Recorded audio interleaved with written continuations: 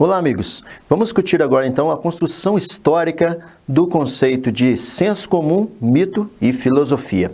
A construção do conhecimento científico parte de conhecimentos prévios e simples, sempre algo, às vezes, incorretos, mas são esses essenciais para o seu desenvolvimento e afirmação. Antes de chegarmos aos conhecimentos científicos e filosóficos estabelecidos, normalmente a construção do conhecimento parte de conceitos mais simples, que se baseia no senso comum. Podemos dizer que o senso comum é o primeiro juízo que nós temos naturalmente sobre alguma situação. Como alguém me pergunta a opinião sobre alguma coisa, sobre algum fato do dia a dia, às vezes nós não temos um conhecimento elaborado sobre aquele conhecimento e no primeiro momento nós damos uma opinião mais simples, uma opinião baseada nas nossas experiências de vida, naquilo que nós aprendemos ao longo do tempo. E por isso, esse senso inicial, esse conhecimento inicial que nós temos é conhecido como senso comum. Seria um conhecimento comum dos povos, algo que a gente tem por conhecimento próprio. Algo que a gente aprendeu ao longo da vida, não necessariamente com bases científicas ou filosóficas. Podemos dizer, então, que o senso comum é o primeiro passo para se entender tudo que está ao nosso redor. A partir desse, aí sim, nós nos tornamos possíveis de aprofundarmos mais num conhecimento elaborado. Pode-se dizer, então, que o senso comum é o primeiro passo para entender tudo que está ao nosso redor. Por exemplo, se eu perguntar para você assim, hoje vai chover? Devido às nossas experiências pessoais, do nosso senso comum, nós olhamos para o tempo, olhamos a velocidade do vento, olhamos a posição do sol, a presença ou não de nuvens. Então, a gente utiliza coisas comuns do nosso dia a dia para chegarmos a essa definição se irá chover ou não. Mas é claro que para definir se realmente vai acontecer uma chuva nesse momento, são necessários estudos meteorológicos, são necessárias pesquisas científicas para comprovar a existência ou não de umidade do ar e assim determinar a presença da chuva. Mas nem sempre a gente utiliza de todos os recursos científicos para dar uma certa opinião sobre algo. Normalmente nós utilizamos mais um conhecimento prévio que a gente tem, um conhecimento mais simples. O senso comum parte dessa ideia. Mas qual a importância desse senso comum? O senso comum passa a ser a percepção inicial da verdade e se torna, como já dito anteriormente, a primeira etapa para a construção de um conhecimento mais elaborado. Ok, pessoal? E o mito? O que é o mito? O mito, muitas vezes, ele surge para tranquilizar as pessoas. O mito existe, muitas vezes, para gerar uma certa tranquilidade sobre aquilo que nós desconhecemos. Ele só nasce e se consolida a partir da aceitação coletiva, ou seja, o mito só existe quando ele cai no senso comum. É ele que dá vida ao mito. O mito possui 3 funções: explicar, organizar e compensar. Explicar o quê? Explicar o presente, aquilo que é até então inexplicável. Organizar as relações sociais básicas e compensar. Muitas vezes o mito é criado para compensar aquilo que nós não temos acesso, a falta de um conhecimento mais profundo ou a perda de alguma coisa. O mito nos ajuda, então, a se acomodar com a realidade que nós vivemos. Filosofia. A filosofia vem da palavra grega philos, que significa amor, amizade, e sofia, que podemos traduzir por sabedoria. Então, Pitágoras de Samos acreditava que a filosofia, então, era a relação de um sábio que amava o conhecimento. Então, Pitágoras de Samos foi a pessoa que foi atribuída a invenção dessa palavra. Ele disse assim: não sou sábio, mas sou filósofo, ou seja, amigo da sabedoria. Ainda na Grécia Antiga, e tentando definir melhor sobre o conceito de filosofia, Platão nos mostra que o amor, que essa palavra philos, amor, é uma carência, um desejo de algo. Então a filosofia seria aquele desejo apaixonado de encontrar o conhecimento. Logo a filosofia então seria essa carência desse amor e a busca descontrolada por esse amor que é a sabedoria, que é o conhecimento. Filósofo não é aquele que possui o saber, mas sim aquele que busca conhecer continuadamente. Já no período medieval, a filosofia tornou-se uma investigação racional, posto a serviço da fé. Já no período clássico, a filosofia passou a ser entendida como um perfeito conhecimento de tudo. Hoje, a filosofia recebe várias acepções, mas destaca o seguinte: o entendimento da filosofia como a análise crítica da realidade. Hoje a filosofia recebe várias acepções, Destaco o entendimento da filosofia com uma análise crítica da realidade. Ficamos por aqui, deixo para vocês uma frase. O sucesso nasce do querer, da determinação e persistência em se chegar ao objetivo, mesmo não atingindo o alvo. Quem busca e vence obstáculos, no mínimo, fará coisas admiráveis. Um grande abraço a todos vocês e fiquem todos com Deus.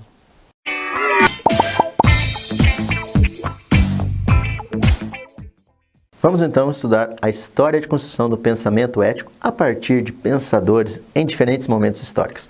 Inicialmente vamos começar lá na Grécia Antiga, primeiramente com Sócrates. De acordo com Sócrates, ninguém pratica o mal voluntariamente, ou seja, somente o ignorante, não é virtuoso, ou seja, só age mal quem desconhece o bem. Então, de acordo com Sócrates, a pessoa que pratica o mal, ela não pratica o mal porque ela quer praticar o mal, mas porque ela desconhece o bem.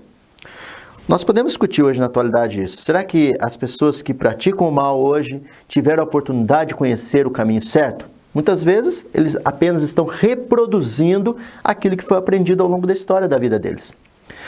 Platão acreditava o seguinte: vencer-se a si próprio é a maior de todas as virtudes. Então, Platão acreditava que a nossa luta individual é com o nosso próprio ser. Aristóteles, ele destaca na ética as virtudes: a justiça, a caridade e a generosidade. De acordo então com Aristóteles, ao praticar o bem, o homem se realiza. Então, de acordo com os pensamentos de Aristóteles, quando nós praticamos o bem, nós nos tornamos realizados. É uma boa compreensão da ética na atualidade. A ética medieval. Agora nós vamos lá para a Idade Média, onde os valores éticos eles são influenciados pela religião católica, que é a que dominava naquela época. Aí vamos destacar alguns pensadores como Santo Agostinho, São Tomás de Aquino. Para Santo Agostinho, o objetivo da ética e do moral é ajudar os seres humanos a viver felizes. Mas a felicidade suprema consiste no encontro amoroso do homem com Deus. Então, de acordo com o pensamento de Santo Agostinho, as práticas éticas estão muito ligadas à experiência que a pessoa tem pessoalmente com Deus. Como eu já falei anteriormente, nesse período, o que dominava os conceitos de ética é a influência da religião cristã, tá bom? Só pela graça de Deus podemos ser verdadeiramente felizes, de acordo com Santo Agostinho.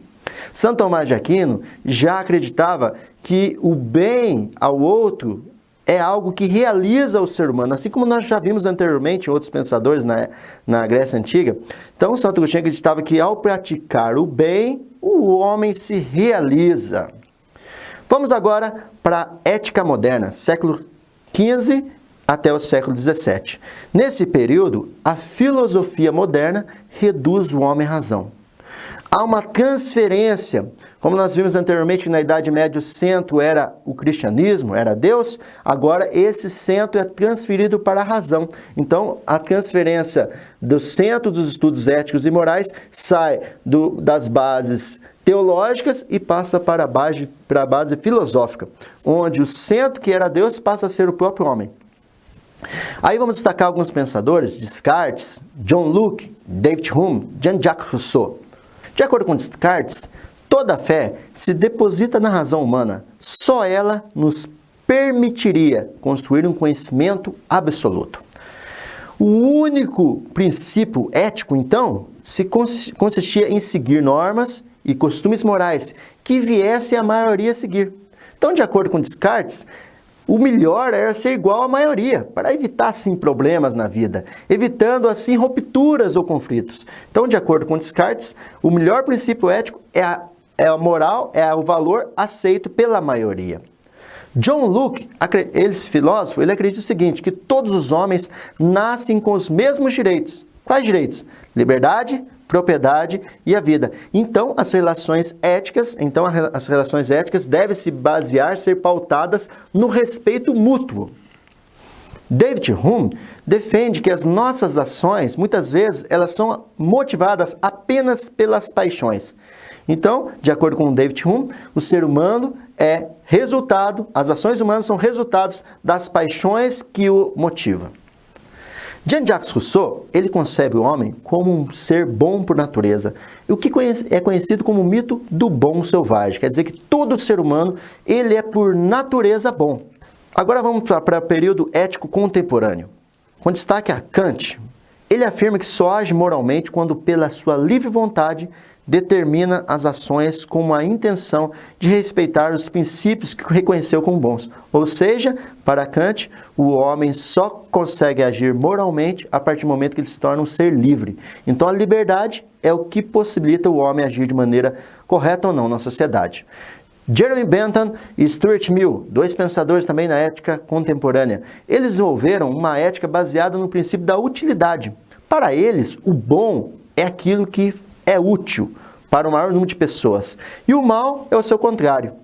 Então, de acordo com esses dois pensadores, a ética ela se baseia naquilo que é bom. Então, tudo que é bom seria, então, ético. Sartre acredita o seguinte, que a moral é uma criação do próprio homem, das suas escolhas. O homem, então, seria livre para agir como bem entender. A escolha é sempre individual do ser humano, de acordo com Sartre. Habermas, ele é um pensador que acredita o seguinte, que a ética deve ser sempre baseada no diálogo, buscando a igualdade. Habermas, ele se destacou nessa busca ética através do diálogo. Hans Jonas, ele defendeu sempre a ideia que a moral deve ser baseada na responsabilidade, que todos temos de preservar e transmitir às gerações futuras. Então, de acordo com Hans Jonas, a ética e a moral tem que partir da responsabilidade do ser humano, quando ele se sente responsável pelo espaço onde ele está inserido e também pelo futuro das próximas gerações. Nessas ideias de Hans Jonas, foi desenvolvido depois, com o passar do tempo, o conceito de desenvolvimento sustentável, que é da área ambiental, que vocês devem estudar também nessa disciplina. Tá bom, pessoal? Deixo para vocês aqui uma frase. A persistência é o caminho do êxito. Um abraço a todos vocês, fiquem todos com Deus. Ética e moral. Normalmente, às vezes, acreditamos que o conceito de ética e moral, elas sejam sinônimas, mas vamos perceber que esses conceitos são diferentes. Podemos entender o conceito de ética como uma ciência da conduta humana, podendo essa conduta ser direcionada por valores morais ou não. A palavra ética vem da palavra grega ethos, que significa comportamento. A ética é a teoria da ciência do comportamento moral dos homens na sociedade. É a ciência que trabalha com o estudo do comportamento humano. Pode dizer que a ética, então, ela aprova ou desaprova as ações humanas na sociedade. A ética direciona, muitas vezes, a construção das leis. O conceito de moral, diferente da ética que trabalha com a questão do estudo da conduta humana, a moral, ela trabalha com os costumes e tradições de um povo, ligada a uma cultura, a uma experiência de vida que cada pessoa possui. A moral nem sempre direciona a construção das leis. A palavra moral vem do latim mos ou mores, que está relacionado aos costumes. Num sentido mais amplo, nós podemos dizer que a palavra moral está relacionada às regras adquiridas por hábito. Se a ética estuda a conduta humana, a moral está relacionada com os seus costumes e valores. Podemos dizer que elas são bem parecidas, mas nem sempre a conduta humana ela é baseada nos costumes e valores. Com a globalização, há uma tendência de uma homogeneização da pessoa humana perante aos seus costumes. É difícil hoje nós determinarmos um costume ou um hábito próprio de um povo, devido ao processo de globalização. O que nós percebemos na atualidade é que a globalização vem criando uma certa homogeneização cultural, onde pessoas de diferentes países, nações, regiões, povos, apresentam hábitos semelhantes. Às vezes podemos perceber também até uma perda da identidade humana, a identidade cultural de um certo povo, devido a esse processo de globalização. Se olharmos, por exemplo, os costumes de uma comunidade rural, de uma certa região, e também olharmos os costumes de uma população urbana, vamos perceber que esses costumes são muito parecidos. Os costumes, eles podem, então, ser alterados ao longo do tempo. Então, nós podemos dizer que a moral ela pode ser reconstruída. A ética também pode ser reconstruída, mas a moral, como a relação de costumes e valores, às vezes ela pode ser construída ou reconstruída, né, ao longo do passar do tempo. Nessa mesma linha de pensamento, por exemplo, se a gente colocar uma sociedade indígena dar a uma comunidade indígena, uma sociedade indígena, o acesso a vários meios tecnológicos inovadores. Nós corremos o risco de alterar a cultura daquele povo. Por outro lado, nós podemos eticamente dar a eles o acesso à informatização. Então nós podemos dizer assim que essa ação de levar então o acesso tecnológico a uma comunidade indígena, nós podemos dar a ela a possibilidade de ter acesso a inovações tecnológicas da atualidade, sendo então uma atitude eticamente correta, e por outro lado, nós podemos estar alterando os costumes e valores daquele povo.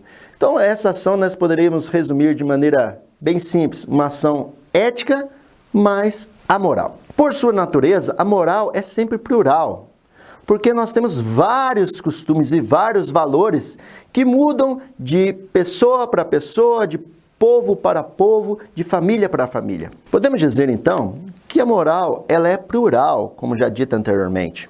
Existe a moral do empregador que visa o lucro, nós temos a moral do empregado que visa o seu salário, e assim nós temos várias morais em diferentes áreas, mas cada área tem o seu código de ética, que é o que direciona a sua atitude perante o exercício da sua profissão. Nós temos o código de ética da engenharia, nós temos o código de ética da área de gestão, nós temos o código de ética da área da saúde. Então, cada área, cada profissão tem o seu código de ética. A ética direciona a postura da pessoa no exercício da sua profissão e também dentro da empresa ou da área onde ele está atuando. Já a moral, ele é própria de cada pessoa, de cada família, de cada região, de cada área, de cada população, porque a moral, ela direciona as ações ou não, porque a moral é algo aprendido pela sociedade ao longo do tempo. É aquilo adquirido, as tradições, os costumes trazidos pelas populações, pelas pessoas ao longo da vida. Então podemos dizer que a moral ela é plural, ela pode alterar ao longo do tempo. Já a ética, dificilmente ela se altera. É claro que conforme vai avançando a sociedade, conforme a sociedade vai se modificando, os códigos de ética muitas vezes têm que ser alterados. Mas a ética ela é global para um certo grupo. Ela é homogênea para um certo grupo. Já a moral não, a moral ela tem essa característica de ser diversa entre os grupos. Existem sistemas morais que permanecem inalterados ao longo dos séculos. São renovadamente reproduzidos e vividos por determinadas populações e regiões culturais. Por exemplo, a poligamia entre os árabes e a monogamia entre a cultura ocidental. Então nós percebemos que existe a moral, às vezes ela está relacionada a um grupo fechado. E ela pode, ao longo do tempo, ser alterada ou não. Resumidamente, podemos dizer que a ética é a ciência que estuda a conduta dos seres humanos. E a moral estuda os seus valores e as suas tradições, que são passadas ao longo das gerações pela aprendizagem e as experiências. A ética, ela normalmente direciona, a maior parte das leis são baseadas em conceitos éticos, mas a moral nem sempre conduz à construção das leis. A moral, ela é plural, ela é diversa, enquanto a ética, normalmente é homogênea para cada grupo que ela atua. Como eu já disse anteriormente, nós temos os códigos de éticas de cada profissão, de cada área, que direciona a ação de cada profissional no exercício da sua área. Finalizamos assim, então, essa nossa aula. Deixar com vocês essa frase: não faltará amor onde existir juntos a moral e a ética. Um grande abraço a todos vocês, fiquem todos com Deus.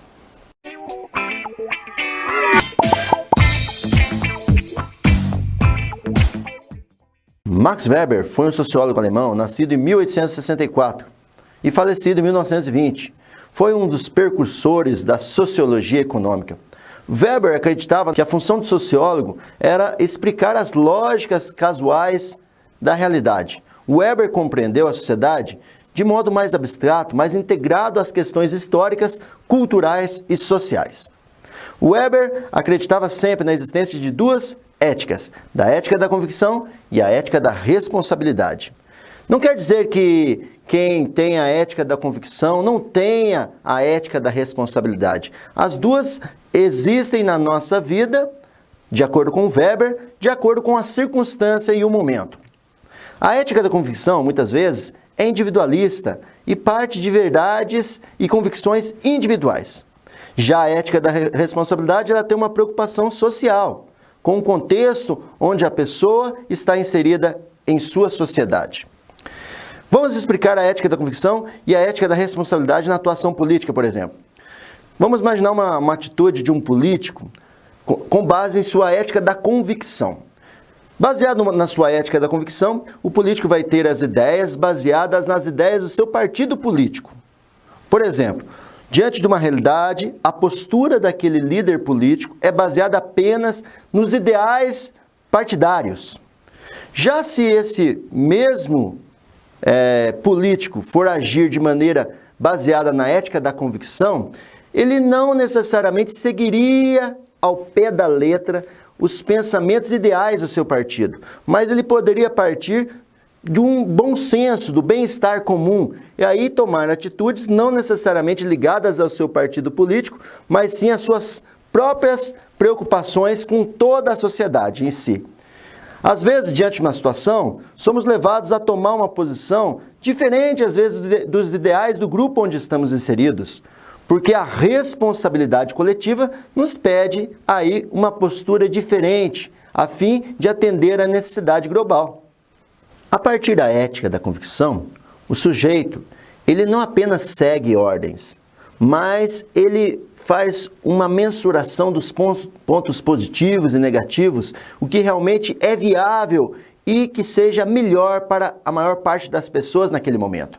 É uma ação voluntária, não por obrigação, mas porque ele acha que é necessário tomar aquela atitude naquele momento. Ações cometidas pelos praticantes da ética da convicção, eles já partem de princípios previamente estabelecidos, às vezes até mesmo princípios involuntários. Já os praticantes da ética da responsabilidade, ele visa alcançar objetivos com consequências já pré-assumidas. Então ele tem uma preocupação das suas ações, porque ele sabe que aquela sua ação tem uma certa consequência. Já a ética da convicção, ele tem o ideal e ele toma a sua atitude, independente de qual será a consequência daquela atitude. Vamos pensar algumas atitudes aqui do dia a dia de uma sala de aula. A partir da ética da convicção, um aluno pode pensar assim: olha, eu preciso seguir as ordens dessa aula, porque faz-se necessário cumprir esses requisitos, essas determinações. Já se ele for pensar a partir da ética da responsabilidade, ele vai pensar assim: é sensato que eu respeite essas ordens, a fim de que crie um ambiente mais equilibrado nesse lugar que eu estou agora aqui, que é uma sala de aula. Vamos pensar assim num exemplo do cotidiano empresarial. Então eu tenho que cumprir as obrigações da empresa, porque senão eu serei demitido. Ou eu posso agir de outra forma. Faz necessário cumprir os requisitos, as ordens da minha organização, a fim de que ela possa caminhar bem e eu possa ter um clima organizacional melhor. Então percebe-se que a ética da convicção, ela parte de ideais, às vezes involuntários, não passando aí pelo filtro dos resultados, das consequências daquela ação. Já a ética da responsabilidade, ela sim, ela age de maneira a pensar nas consequências das ações. E muitas vezes ela é uma ação voluntária e parte aí de convicções próprias daquele que está tomando a sua decisão. Não necessariamente uma convicção já pré-determinada, mas uma posição que às vezes é necessário naquele momento específico para atender a necessidade daquele grupo onde ele está inserido. Vou deixar com vocês uma frase aí no final da nossa aula: o homem não teria alcançado o impossível se repetidamente não tivesse tentado o impossível. Um grande abraço a todos vocês, fiquem todos com Deus. Os seres humanos agem conscientemente e cada um de nós direcionamos a nossa própria vida. Construímos o presente e direcionamos o nosso futuro. Somos aquilo que possibilitamos ser. Mas como decidimos o que fazer? Você em algum momento pensou como que você toma as suas decisões? Quais são as motivações que te levam a ter aquela postura diante de uma situação? Você age impulsivamente, fazendo o que der na telha, ou analisa cuidadosamente as possibilidades e as consequências de suas ações? Vocês se recordam quando estudamos sobre a ética da convicção e a ética da responsabilidade? Lembra-se que aqueles que agem pela ética da responsabilidade se preocupam com as consequências, os resultados das suas ações? Como você toma as suas decisões? A ética se dedica a pensar as ações humanas e os seus fundamentos, o que motiva a ação humana. Como já visto, um dos primeiros filósofos que nós estudamos, Aristóteles, que viveu na Grécia no século IV a.C., ele ensinava numa escola que foi nomeada Liceu. Em muitas das suas obras, essa escola era representada.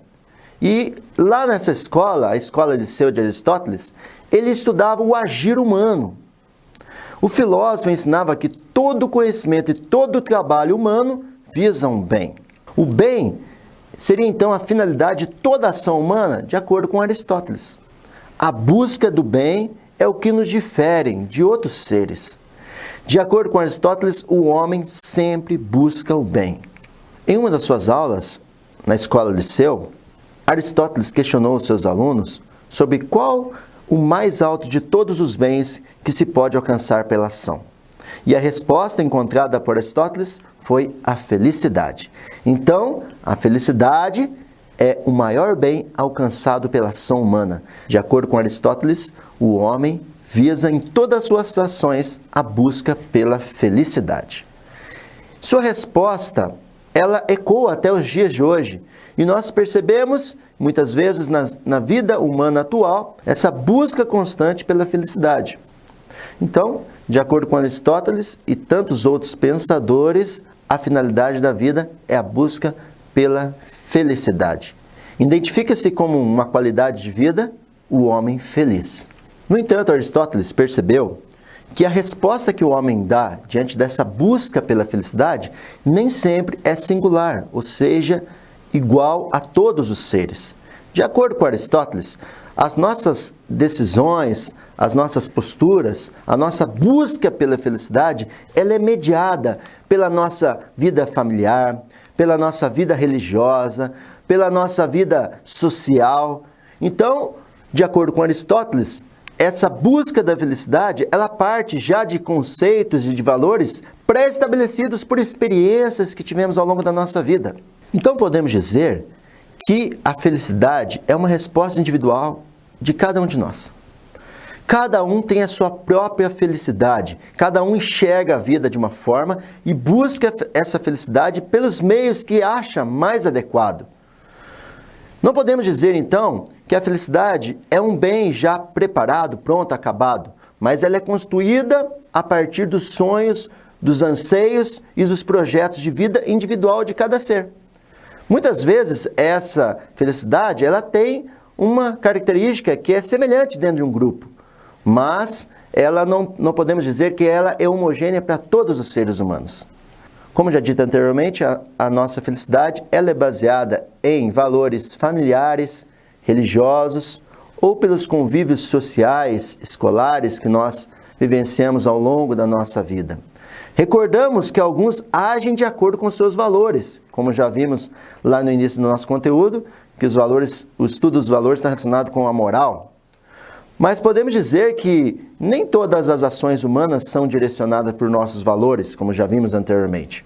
Podemos então concluir com Aristóteles que toda a produção humana consiste em criar condições para que o homem seja feliz. Todas as religiões, todas as filosofias, todas as conquistas tecnológicas, todo o avanço humano, ela tem por um único objetivo, o alcance da felicidade. O processo civilizatório iniciou-se com essa promessa de felicidade. Então, podemos dizer que o homem, por natureza, anseia pela felicidade. Deixo com vocês aqui essa frase. O que é para você felicidade? Como você tem a buscado? A resposta a essas perguntas irá direcionar o seu futuro. Um grande abraço a todos vocês. Fiquem todos com Deus. Com a correria do dia a dia, somos levados a nos preocupar bastante conosco. Mas qual é o papel do outro na minha vida?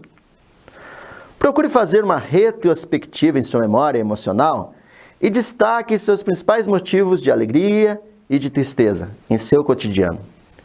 Reflita sobre a sua família, seus amigos, companheiros de trabalho e de estudos. O que em sua família afeta os seus sentimentos? Será que se as condições financeiras forem boas, você se sente plenamente feliz? Vivemos grande parte da nossa vida em função das nossas necessidades e anseios. Como o ditado popular diz, será que o dinheiro traz a felicidade? Quantas vezes perdemos noites de sono ou acordamos cansados por causa de uma preocupação de um relacionamento pessoal? Você nunca se sentiu assim? Você imaginaria a sua vida isolada das outras pessoas? Nós estamos vivendo uma realidade agora de isolamento na pandemia, mas será que isso é possível por toda a nossa vida? Enfim, o outro é a causa da nossa alegria ou da nossa tristeza. Ele contribui ou nos prejudica na busca do sentido da vida. É importante percebermos que a nossa condição humana é marcada pela incompletude e inacabamento, ou seja, nós somos seres incompletos. Nós nos completamos nas relações sociais. Nós somos seres inacabados, porque estamos nos construindo dia após dia. A todo momento, buscamos o outro para nos completar. Quantas vezes você se sentiu desanimado? E às vezes quando você entrou em contato com outra pessoa, você se sentiu mais leve, mais tranquilo, ou às vezes até o contrário. Isso nos leva a entender que o outro nos completa nossos sentimentos e às vezes direciona até mesmo as nossas ações. Mas quem é esse outro na sua vida? O outro pode ser a pessoa que está à sua frente. E hoje pode ser aquela pessoa, até mesmo virtual, que se coloca próximo de você. Pode ser alguém da sua família, alguém do seu trabalho, um amigo muito próximo, pode ser até mesmo uma criança, um trabalhador. O outro é aquele que está mais próximo de você, aquele que se coloca à sua frente. Como eu já disse anteriormente, hoje às vezes podemos estar à frente do outro, até mesmo de maneira virtual. Podemos também compreender o outro, às vezes, como os animais e a natureza. Leonardo Boff fala sobre isso. Às vezes o outro na nossa vida são coisas naturais. O outro também pode ser a nossa própria capacidade de reflexão. Às vezes nos deparamos com nós mesmos, ao olhar para dentro de nós, tentando entender o que realmente nós somos. Reconhecer o outro é reorganizar a forma de ver o mundo. Quando enxergamos o outro como alguém essencial na nossa vida, nós mudamos a nossa forma de relação com o mundo que está ao nosso redor. Tudo está relacionado em todos os pontos, em todos os momentos. Ninguém vive fora desse contexto social. Percebemos assim que o outro faz parte da nossa vida. A necessidade que temos de comunicar é um exemplo disso. Quantos meios de comunicação temos hoje? Quantos canais de relação social possuímos? Porque nós percebemos que muitas vezes somos necessitados de sermos vistos, de sermos reconhecidos ou de sermos amados. Observe atualmente quantos sites nós temos de relacionamento, como eu já disse anteriormente. Temos então essa necessidade de nos relacionar. Hoje entendemos que somos seres incompletos.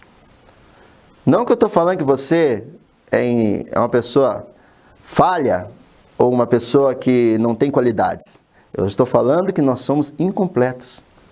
Nós nos completamos nas relações sociais. E essas relações podem ser coisas materiais ou imateriais. Assim, a busca pela relação é constante em nossa vida. Ninguém vive de maneira isolada. Às vezes, as relações são ofuscadas pela ideologia do individualismo competitivo, onde nós achamos que somos capazes de vivermos isolados. Mas até mesmo a pessoa que está isolada na sua casa, fechada, sem contato nenhum social, ela depende do agricultor que está produzindo seu alimento, ele depende lá do trabalhador da indústria que está gerando os produtos que estão sendo utilizados na sua casa, do trabalhador que está lá na empresa de energia elétrica, trazendo a energia até a sua residência. É impossível vivermos isolados do outro ser. Além de sermos seres, muitas vezes, individualistas, pensamos apenas nas nossas realizações, sem se preocupar com o outro, muitas vezes somos muito competitivos. Isso é bom, muitas vezes é bom a competitividade. Mas não podemos esquecer que o outro não pode ser visto apenas como nosso concorrente ou como nosso empecilho, mas o outro é aquele que reconstrói a nossa vida. Cuidado! O que tem que mediar as nossas relações é a ética e a moral. Por que precisamos tanto falar da importância do outro quando falamos de ética? A base de toda a construção ética fundamenta-se no seguinte pressuposto: a ética surge quando o outro emerge diante de nós. A ética surge de modo que estabelece as relações entre os diferentes tipos de outro. Nós podemos, diante do outro, nos fechar ou nos abrir. Nós podemos dominar o outro, ou ser dominado pelo outro, ou fazer com ele uma aliança, onde haja um equilíbrio das relações. A todo momento estamos em relação com o outro, e isso nos caracteriza como seres sociais. A nossa disciplina trabalha com as ciências sociais, que é a ciência da relação humana. Não há como o ser humano não possuir essa dimensão social, o nosso ser coletivo. Somos seres sociais na medida em que vivemos na sociedade, que buscamos adaptar as nossas ações ao meio em que vivemos, aos outros que nos circundam. Cada cultura, cada código de ética, cada moral vai determinando assim a nossa relação com o outro. As considerações de Leonardo Boff nos levam então a perceber que sem o outro, sem o reconhecimento do outro em nossa vida, não existe a ética. Hoje, isso se torna muito necessário em nossa sociedade, marcado então por essas relações predatórias, no qual o outro é importante até o momento que ele tem uma certa utilidade. Nós falamos da descartabilidade humana. Muitas vezes as pessoas em nossa vida são vistas como objetos, como produtos, e nós não enxergamos a dignidade daquela pessoa. Por isso nós percebemos hoje relações instáveis, relações de Estado, relações familiares, porque as pessoas são vistas como uma certa utilidade. Se você olhar hoje muitas vezes para as casas de repouso, muitos dos senhores que estão lá são porque perderam a sua utilidade para a sociedade. Eles deixaram de produzir, eles deixaram de transmitir aquilo que os familiares precisavam. É claro que tem realidades que são necessárias, às vezes um idoso estar lá, porque é a melhor forma deles cuidar da sua vida. Mas muitos são deixados de lado devido à sua perda de utilidade social. E isso é muito triste, pessoal. Às vezes vemos as pessoas com uma certa descartabilidade. Esquecemos da dignidade que cada pessoa possui e esquecemos de agir com amor com elas. Percebemos muitas vezes que as pessoas vão se perdendo ao longo do tempo. Mas não se esqueça, não há bem maior que a vida. Encerrando essa aula, vou deixar para vocês essa frase. A felicidade aparece para aqueles que reconhecem a importância das pessoas que passam em nossa vida. Um grande abraço a todos vocês, fiquem todos com Deus. Max Weber foi um sociólogo alemão nascido em 1864 e falecido em 1920. Foi um dos precursores da sociologia econômica. Weber acreditava que a função do sociólogo era explicar as lógicas casuais da realidade. Weber compreendeu a sociedade de modo mais abstrato, mais integrado às questões históricas, culturais e sociais. Weber acreditava sempre na existência de duas éticas, da ética da convicção e a ética da responsabilidade. Não quer dizer que quem tem a ética da convicção não tenha a ética da responsabilidade. As duas existem na nossa vida, de acordo com Weber, de acordo com a circunstância e o momento. A ética da convicção, muitas vezes, é individualista e parte de verdades e convicções individuais. Já a ética da responsabilidade, ela tem uma preocupação social, com o contexto onde a pessoa está inserida em sua sociedade. Vamos explicar a ética da convicção e a ética da responsabilidade na atuação política, por exemplo. Vamos imaginar uma atitude de um político com base em sua ética da convicção. Baseado na sua ética da convicção, o político vai ter as ideias baseadas nas ideias do seu partido político. Por exemplo, diante de uma realidade, a postura daquele líder político é baseada apenas nos ideais partidários. Já se esse mesmo político for agir de maneira baseada na ética da convicção, ele não necessariamente seguiria ao pé da letra os pensamentos ideais do seu partido, mas ele poderia partir de um bom senso, do bem-estar comum, e aí tomar atitudes não necessariamente ligadas ao seu partido político, mas sim às suas próprias preocupações com toda a sociedade em si. Às vezes, diante de uma situação, somos levados a tomar uma posição diferente, às vezes, dos ideais do grupo onde estamos inseridos, porque a responsabilidade coletiva nos pede aí uma postura diferente, a fim de atender à necessidade global. A partir da ética da convicção, o sujeito, ele não apenas segue ordens, mas ele faz uma mensuração dos pontos positivos e negativos, o que realmente é viável e que seja melhor para a maior parte das pessoas naquele momento. É uma ação voluntária, não por obrigação, mas porque ele acha que é necessário tomar aquela atitude naquele momento. Ações cometidas pelos praticantes da ética da convicção, ele já parte de princípios previamente estabelecidos, às vezes até mesmo princípios involuntários. Já os praticantes da ética da responsabilidade, ele visa alcançar objetivos com consequências já pré-assumidas.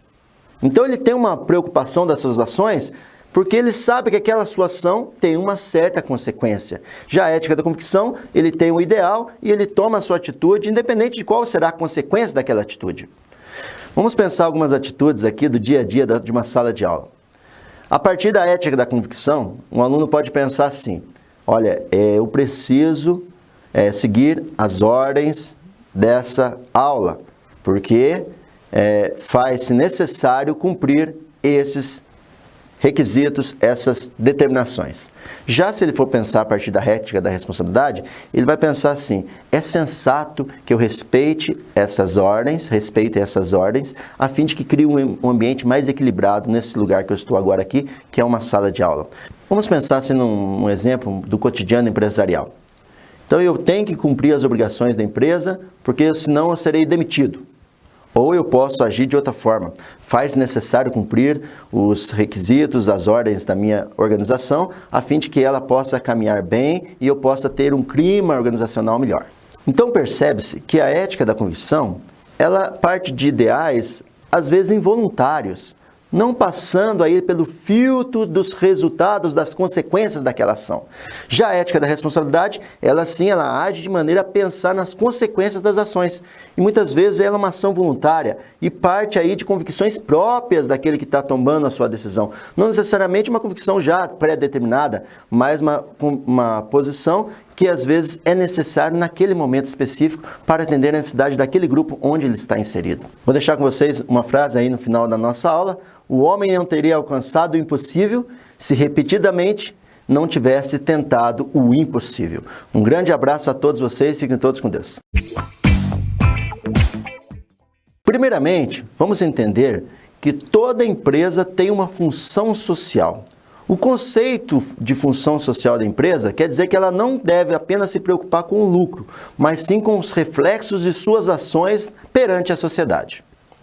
Então podemos dizer que, assim como todo cidadão, a empresa também tem a sua função na sociedade. Suas ações podem beneficiar a sociedade ou podem prejudicá-la.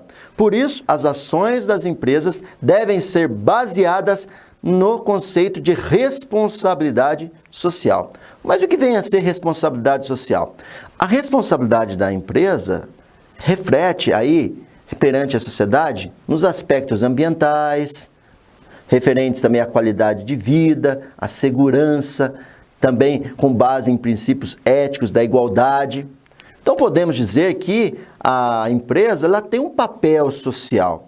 E muitas vezes esse papel social, como já dito anteriormente, ela reflete positivamente ou negativamente na sociedade onde ela está inserida. Podemos dizer que na atualidade, a responsabilidade social da empresa está intimamente ligada aos Objetivos de Desenvolvimento Sustentável da ONU, que é a Agenda 23. Então, de acordo com os Objetivos de Desenvolvimento Sustentável da ONU, nós temos 17 objetivos. Então, os 17 objetivos do desenvolvimento sustentável proposto pela ONU, que é a chamada Agenda 2030, ela tem esses requisitos aqui, esses objetivos aqui, olha. A erradicação da pobreza, a fome zero, boa saúde e bem-estar, a educação de qualidade, a igualdade de gênero, a água limpa e saneamento, energia acessível e limpa, emprego digno e crescimento econômico, a indústria e inovação de infraestrutura, a redução das desigualdades, as cidades, a construção de cidades sustentáveis, o consumo responsável, o combate às alterações climáticas, a preservação da vida debaixo da água, a vida sobre a terra, paz, justiça e instituições fortes e parcerias a fim de alcançar as metas. Então, de maneira resumida, aplicável à nossa área de humanidades, nós podemos dar um destaque à questão da saúde, do bem-estar da saúde das pessoas. Nós podemos também destacar a redução das desigualdades, ao combate relacionado às desigualdades de gênero e a promoção da paz. Sendo assim, nós podemos dizer que a empresa está buscando, então, a sua responsabilidade frente à sociedade com base nos objetivos propostos pela ONU. A responsabilidade social é um conceito que engloba ações voluntárias da empresa, que beneficiam o público, tanto interno quanto externo, ao qual ela atinge. As organizações socialmente responsáveis são aquelas que pensam a sua postura, pensam as suas ações, repensam sempre as suas ações, a fim de conduzir da melhor forma possível as suas condutas frente à sociedade, gerando assim um bem-estar a todos aqueles que estão envolvidos. Outro conceito muito importante é o de cidadania empresarial. O conceito de cidadania empresarial está intimamente ligado ao exercício pleno da responsabilidade social. A cidadania empresarial está relacionada à contribuição que a empresa dá à sociedade, através do seu marketing, através dos produtos que ela oferece à sociedade, a partir dos serviços que ela presta.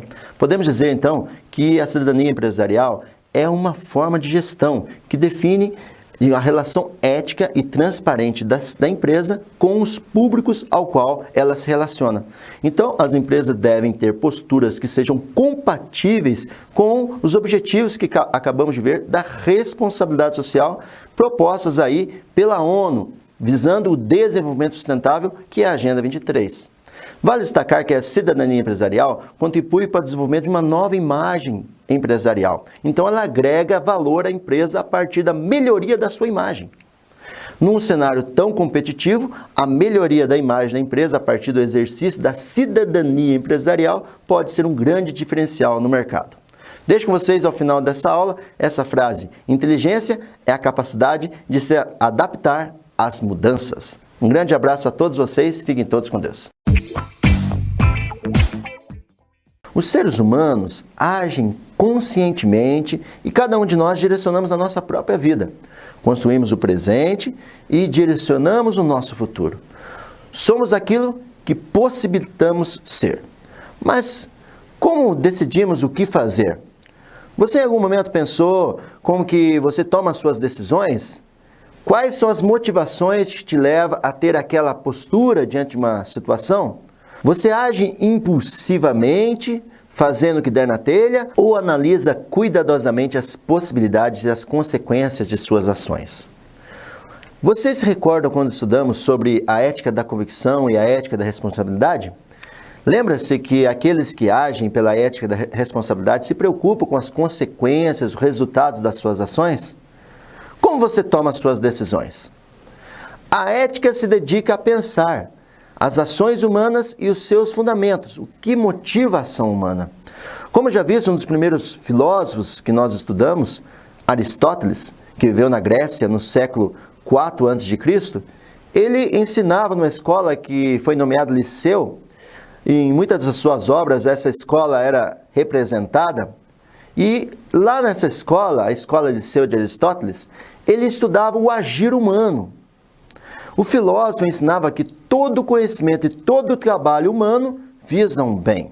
O bem seria então a finalidade de toda ação humana, de acordo com Aristóteles.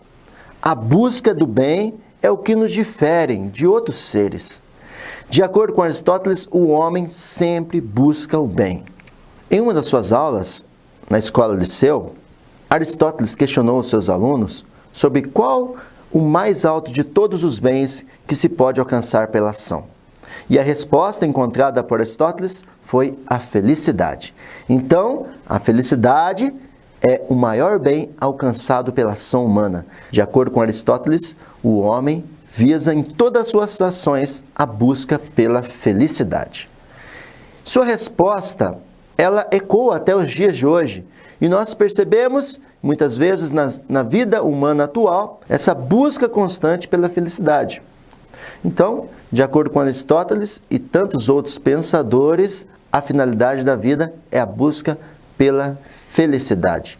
Identifica-se como uma qualidade de vida o homem feliz. No entanto, Aristóteles percebeu que a resposta que o homem dá diante dessa busca pela felicidade nem sempre é singular, ou seja, igual a todos os seres. De acordo com Aristóteles, as nossas decisões, as nossas posturas, a nossa busca pela felicidade, ela é mediada pela nossa vida familiar, pela nossa vida religiosa, pela nossa vida social. Então, de acordo com Aristóteles, essa busca da felicidade, ela parte já de conceitos e de valores pré-estabelecidos por experiências que tivemos ao longo da nossa vida. Então, podemos dizer que a felicidade é uma resposta individual de cada um de nós. Cada um tem a sua própria felicidade, cada um enxerga a vida de uma forma e busca essa felicidade pelos meios que acha mais adequado. Não podemos dizer, então, que a felicidade é um bem já preparado, pronto, acabado, mas ela é construída a partir dos sonhos, dos anseios e dos projetos de vida individual de cada ser. Muitas vezes, essa felicidade ela tem uma característica que é semelhante dentro de um grupo, mas ela não podemos dizer que ela é homogênea para todos os seres humanos. Como já dito anteriormente, a nossa felicidade ela é baseada em valores familiares, religiosos ou pelos convívios sociais, escolares que nós vivenciamos ao longo da nossa vida. Recordamos que alguns agem de acordo com seus valores, como já vimos lá no início do nosso conteúdo, que o estudo dos valores está relacionado com a moral. Mas podemos dizer que nem todas as ações humanas são direcionadas por nossos valores, como já vimos anteriormente. Podemos então concluir com Aristóteles que toda a produção humana consiste em criar condições para que o homem seja feliz. Todas as religiões, todas as filosofias, todas as conquistas tecnológicas, todo o avanço humano, ela tem por um único objetivo, o alcance da felicidade. O processo civilizatório iniciou-se com essa promessa de felicidade. Então, podemos dizer que o homem, por natureza, anseia pela felicidade. Deixo com vocês aqui essa frase. O que é para você felicidade? Como você tem a buscado? A resposta a essas perguntas irá direcionar o seu futuro. Um grande abraço a todos vocês. Fiquem todos com Deus.